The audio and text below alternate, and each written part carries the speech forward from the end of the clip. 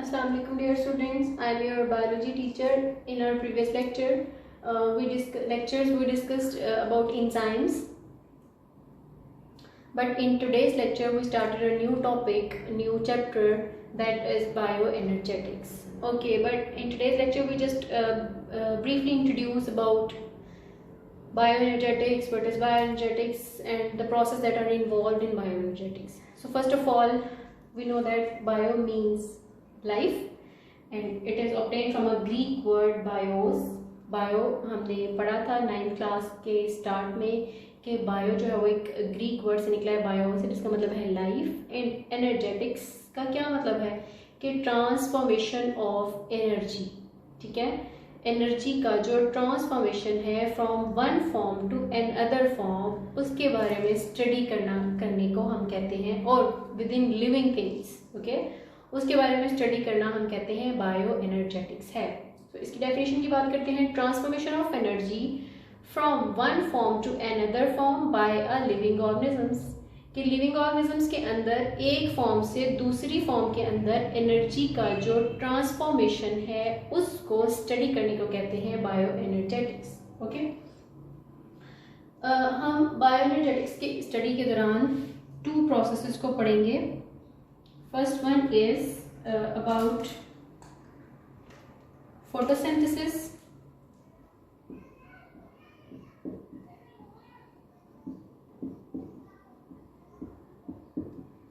and the second one is about cellular respiration.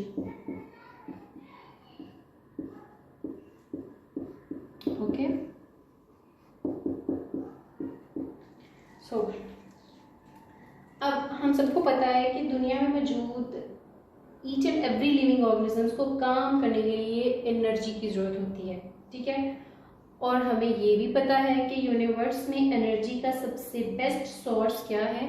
सन, जिससे हमें क्या मिलती है? सनलाइट, या सनलाइट एनर्जी मिलती है। ठीक है, सनलाइट मिलती है।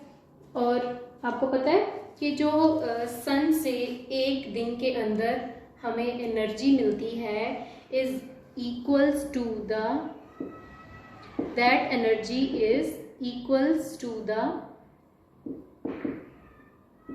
1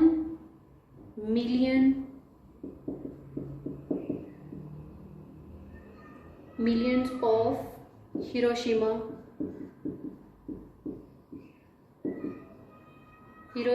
बॉम्ब। ओके, कि जितनी एक दिन में सनलाइट से एनर्जी हमें रिसीव होती है उस एनर्जी को 1 मिलियन से मल्टीप्लाई करें उस एनर्जी के साथ जो कि हिरोशिमा बॉम्ब के अंदर थी।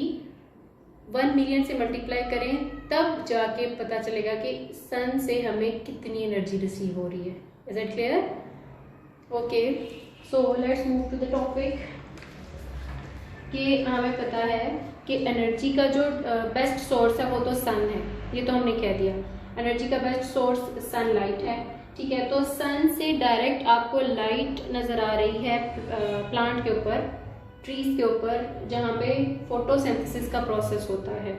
ठीक है, जब हम चैप्टर नंबर 4 पे थे तो हमने इसके बारे में काफ़ी कुछ पढ़ा था, अगर आपको याद हो।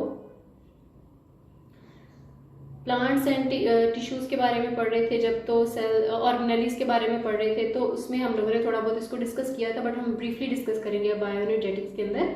ठीक है, तो जो फोटोसिंथेसिस का प्रोसेस है वो स्टार्ट होता है जब उसको सनलाइट मिलती है। ठीक है, फोटोसिंथेसिस का प्रोसेस हो कहाँ पे रहा है? प्लांट्स के अंदर। ठीक है, प्लांट्स के अंदर कहाँ पे होता है? प्लांट्स के लीव्स के अंदर मीसोफिल सेल्स प्रेजेंट होते हैं, उन सेल्स के अंदर फोटोसिंथेसिस का प्रोसेस होता है। ठीक है, तो हम एक फ्लो चार्ट से इसको समझने की कोशिश करते हैं कि लाइट एनर्जी आती है प्लांट्स के ऊपर।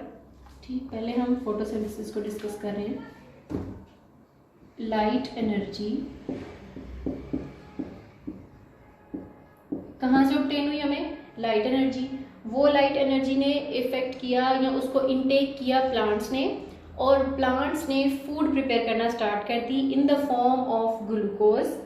ओके, ग्लूकोज की फॉर्म में फूड प्रिपेयर की प्लांट्स ने with the help of sunlight, with the help of CO2, with the help of water that we provided to the plants. Okay, जिस sunlight से फूड प्रिपेयर नहीं होती, sunlight आती है प्लांट्स के ऊपर और हम उसको वहाँ से इन्वायरमेंट से प्लांट जो है वो CO2 इनटेक करते हैं, उनको वाटर प्रोवाइड किया जाता है, देन वो फोटोसिंथेसिस का प्रोसेस स्टार्ट कर देते हैं। और जब फोटोसिंथेसिस का प्रोसेस स्टार्ट हो जाता है तो प्लांट जो है वो ग्लूकोज प्रोड्यूस करना स्टार्ट कर देते हैं, which is a food basically. ठीक है, तो जो प्लांट हैं, प्लांट वहां से हमें मिलती है food in the form of glucose.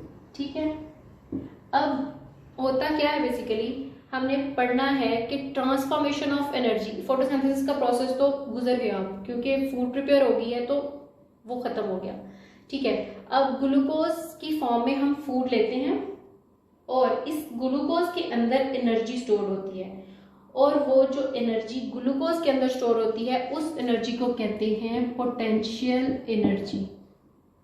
Is it clear कि हमने सन से सनलाइट अब्जॉर्ब की, फोटोसिंथेसिस का प्रोसेस हुआ, प्लांट ने फूड प्रोड्यूस की, वो food in the form of glucose थी, हमने उस ग्लूकोज को इनटेक किया, उस ग्लूकोज को खाया।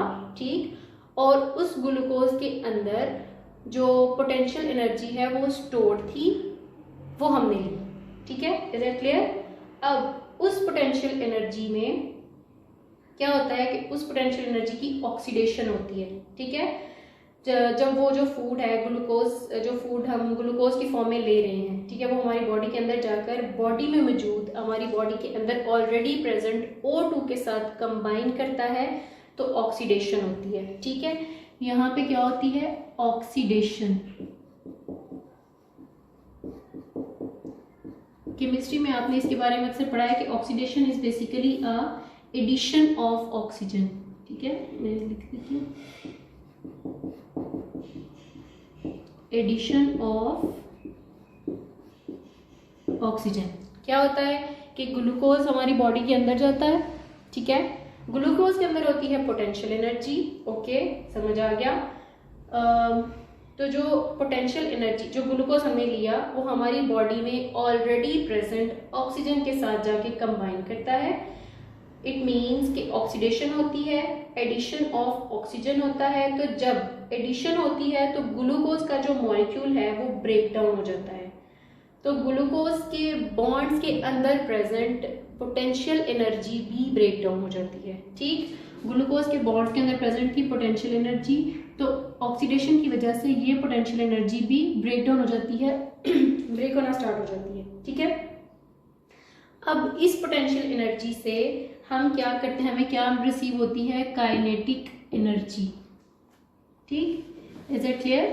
काइनेटिक एनर्जी से हम फिजिक्स में पढ़ते हैं कि काइनेटिक एनर्जी हमें किस चीज में हेल्प आउट करती है। It helps in movement, it helps to work out, doing mechanical work, doing chemical work, जो कि सेलुलर रेस्पिरेशन है बेसिकली। ठीक है, तो इस काइनेटिक एनर्जी से हम वो सारा प्रोसेसेस करते हैं। अब जो काइनेटिक एनर्जी में एनर्जी हम काम करने के लिए यूज होती है, तो जो बाकी एनर्जी है वो हीट की फॉर्म में, हीट एनर्जी की फॉर्म में सेव हो जाती है और कुछ एटीपी की फॉर्म में हमारी बॉडी के अंदर सेव हो जाती है। अब जो एटीपी की फॉर्म में हमारी बॉडी के अंदर एनर्जी सेव हुई होती है ना, उस एनर्जी में होती है पोटेंशियल एनर्जी। अब एटीपी की फॉर्म में क्यों सेव होती है, क्योंकि समटाइम्स आपने देखा होगा कि कुछ लोग ऐसे होते हैं जो सुबह का नाश्ता करते हैं और सारा दिन वो कुछ नहीं खाते। ठीक है, लेकिन जो सुबह उन्होंने फूड ली थी उस फूड के अंदर जो ग्लूकोज के मॉलिक्यूल्स थे, ठीक, उन ग्लूकोज के मॉलिक्यूल्स की जब ब्रेकडाउन हुई तो पोटेंशियल एनर्जी बनी। ओके, उस पोटेंशियल एनर्जी को उन्होंने लिटिल बिट ऑफ यूज किया फॉर द मूवमेंट, जो कि काइनेटिक एनर्जी की फॉर्म में उन्होंने यूटिलाइज कर दिया। ठीक, कुछ जो है वो हीट एनर्जी की फॉर्म में उनकी बॉडी में सेव रही और कुछ एटीपी की फॉर्म में सेव रही।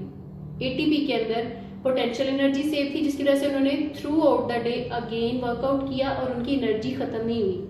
ठीक है, उस पोटेंशियल एनर्जी से हम अगेन काइनेटिक एनर्जी यानी अपने वर्क कर सकते हैं, क्योंकि हमने कहा कि kinetic energy helps in movement, तो वो हम फंक्शंस परफॉर्म कर सकते हैं। ठीक है, तो आपने देखा है कि एनर्जी का एक पूरा ट्रांसफॉर्मेशन हो रहा है, एनर्जी ट्रांसफॉर्म हो रही है from one form to another, और इस पूरे ट्रांसफॉर्मेशन ऑफ एनर्जी को हम कहते हैं bio energetics. Okay, I repeat, photosynthesis के प्रोसेस को करते हैं कि लाइट एनर्जी अब्जॉर्ब की हमने सनलाइट से, प्लांट्स ने फूड प्रोड्यूस की किसकी फॉर्म में, इन the form of glucose. Glucose के अंदर था, ग्लूकोज के अंदर फूड जो है, जो ग्लूकोज हम लेते हैं, ठीक है, वो हमारी बॉडी के अंदर मौजूद O2 के साथ कंबाइन करती है और ऑक्सीडेशन होती है, और उस ऑक्सीडेशन के नतीजे में जो पोटेंशियल एनर्जी है वो ब्रेक डाउन हो जाती है, और उस ब्रेक डाउन होने के बाद हम काइनेटिक एनर्जी, उससे उस पोटेंशियल एनर्जी से काइनेटिक एनर्जी बनती है। इस काइनेटिक एनर्जी को हम हेल्प करती है ये हमें हमारी मूवमेंट में। इस काइनेटिक एनर्जी में से कुछ एनर्जी हमारी बॉडी के अंदर हीट की फॉर्म में सेव हो जाती है और कुछ एटीपी की फॉर्म में। इस एटीपी की जो एनर्जी होती है इसको हम अगेन कन्वर्ट कर सकते हैं पोटेंशियल एनर्जी में, और पोटेंशियल एनर्जी को हम पता है कि अगेन काइनेटिक एनर्जी में कन्वर्ट हो जाती है, तो पूरा ट्रांसफॉर्मेशन चलता आ रहा है। अब मैंने यहाँ पे वर्ड किया था सेलुलर रेस्पिरेशन, तो जो प्रोसेस इनके सेल्स के, बॉडी के सेल्स के अंदर हो रहा है ना, the process that are perform within the body of living things, in the cells of living things, उस प्रोसेस को कहते हैं सेलुलर रेस्पिरेशन, बट हम उसको डिटेल में डिस्कस करेंगे। So that's all for today, I hope you understand very well, thank you so much.